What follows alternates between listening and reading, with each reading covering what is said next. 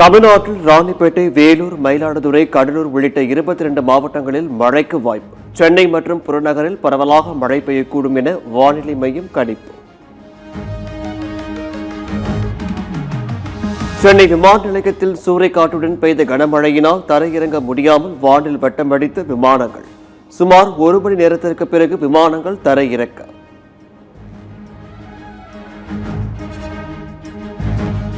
புதுச்சேரியில் உள்துறை அமைச்சர் அமித்ஷா பயணம் செய்த காரில் இருந்து திடீர் என்று புகை வெளியேறியதால் பரபரப்பு.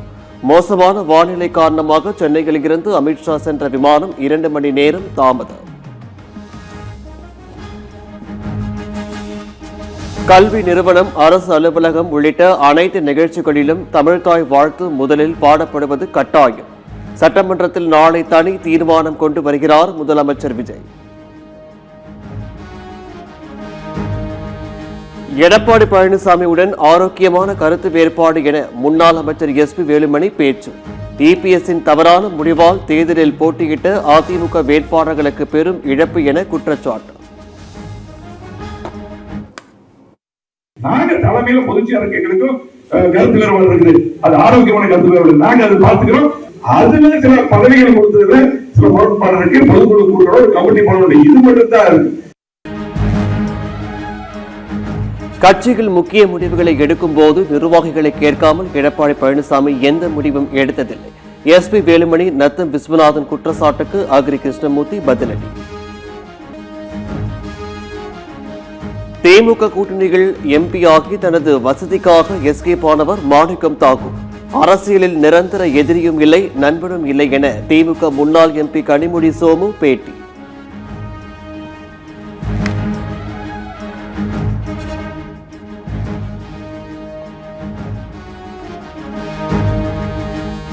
தொகுதி மறுவரையறை விவகாரத்தில் அதிமுக மற்றும் பாமக ஊரறிந்த எட்டப்பர்கள்.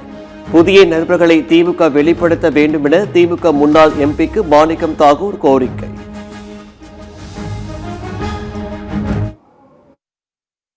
நவீன எட்டப்பர்கள் யாருன்னு கேட்டீங்கன்னா பாமகவும் அதிமுகவும். அவருக்கு முதல்ல அறிவிச்சிட்டாங்க, நாங்க டீலிமிட்டேஷன் மோடிஜி என்ன சொல்றாரோ எங்க ஜி சொல்றபடிதான் நாங்க நடப்போம் அப்படின்னு சொல்லிட்டாங்க. அதுதான் சொல்றேன், அவர்கள் இப்ப ஊரறிந்த எட்டப்பர்கள் அவர்கள்.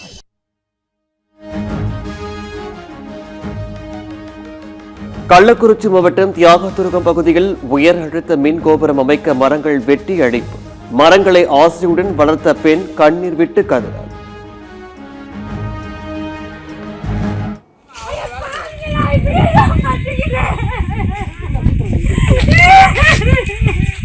டவர் போடும் போது நாங்க ஊர்ல இல்லாத போது வந்து டவர் போட்டு போயிட்டாங்க. நாங்க ஊருக்கு போற டைம்ல அம்பத்தூர் புதூரில் நகைக்கடைகள் நூதன முறைகள் திருட முயற்சி. அசல் தங்க நகைகளுக்கு பதிலாக போலி கவரி நகைகளை மாற்றி வைக்க முயன்ற போது மடக்கி பிடித்த ஊழியர்கள்.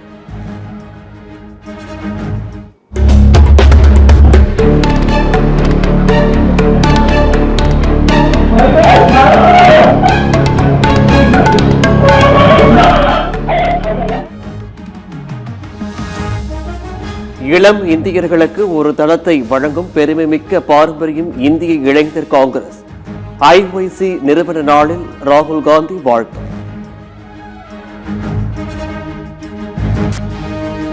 கபினி அணையில் இருந்து காவிரியில் திறக்கப்படும் உபரி நீரின் அளவு வினாடிக்கு 12,000 கனஅடியாக அதிகரிப்பு. காவிரி நீர்பிடிப்பு பகுதிகளில் கனமழை பெய்வதால் கபினி அணைக்கு நீர்வரத்து 14,599 கனஅடியாக உயர்ந்தது.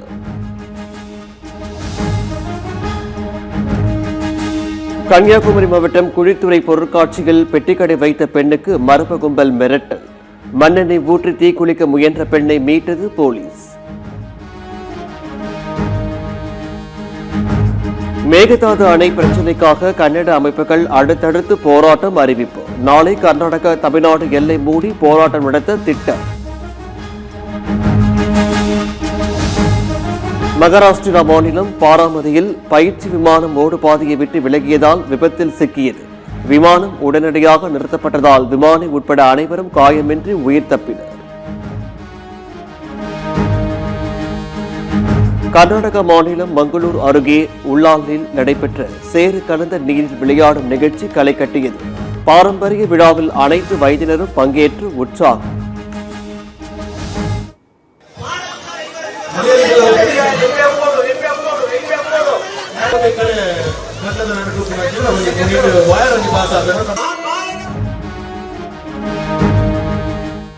மேற்கு வங்க முன்னாள் முதல்வர் மம்தா பானர்ஜி சென்ற கார் மீது மர்ம நபர்கள் கல்வீசி தாக்குதல்.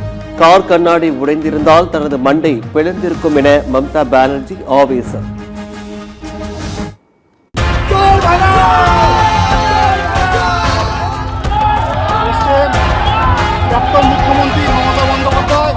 তুই লোকেশনটা দেখতে পাচ্ছিস?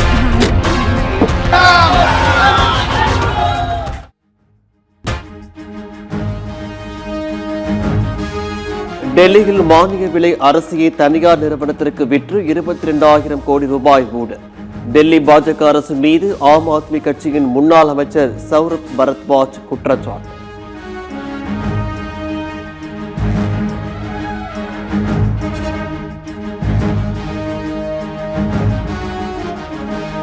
கேரள மாநிலம் முதலாம் மொழியில் காணாமல் போன மீனவரை தேடும் பணி தீவிரம்.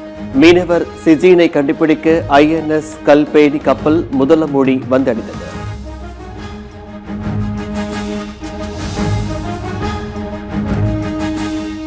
மத்திய பிரதேசத்தில் பெய்து வரும் தொடர் மழையால் நர்மதா ஆற்றில் வெள்ளப்பெருக்கெடுத்து பாய்கிறது. கரையோர மக்களுக்கு பாதுகாப்பு எச்சரிக்கை.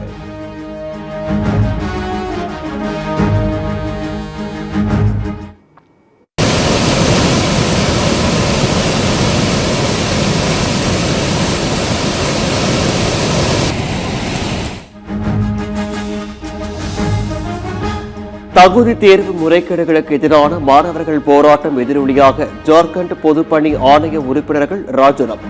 மாநில அரசின் பரிந்துரையின்படி ராஜினாமாவை ஏற்றார் ஆளுநர் சந்தோஷ்குமார் கங்குவார். போருக்கு பிறகு முதல் முறையாக முஸ்தபா காமேனியின் வீடியோவை வெளியிட்டது ஈரான். முஸ்தபா தரையில் அமர்ந்தபடி சிலருடன் உரையாடுவது போல வீடியோ. முஸ்தபா காமேனியின் உடல்நிலை கவலைக்கிடம் என வெளியான தகவலுக்கு முற்றுப்புள்ளி. கர்நாடக மாநிலம் யாதகிரி மாவட்டத்தில் விவசாய தோட்டத்தில் நுழைந்த முதலை மீட்டது வனத்துறை. முதலையை கண்டு அதிர்ச்சியடைந்த பொதுமக்கள் நிம்மதி.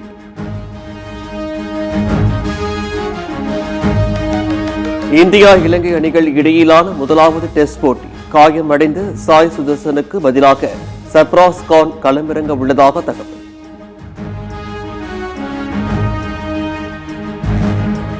சர்வதேச கிரிக்கெட் போட்டியில் அனில் கும்ப்ளே அறிமுகமாகி இன்றுடன் 36 ஆண்டுகள் நிறைவு. 1990 இங்கிலாந்துக்கு எதிரான போட்டியில் விளையாடிய படத்தை வெளியிட்டு அனில் கும்ப்ளே நெகிழ்ச்சி.